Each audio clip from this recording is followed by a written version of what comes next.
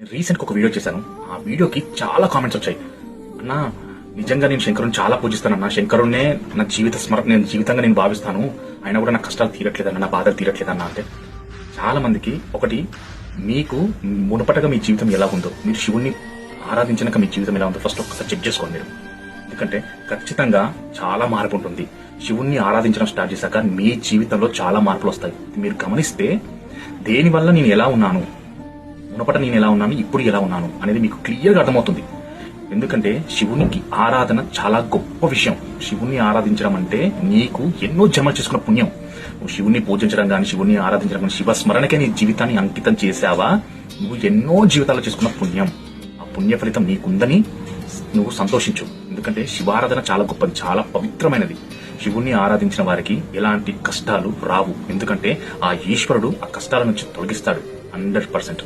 Hara Hara Mahadeva Shambho Shankara.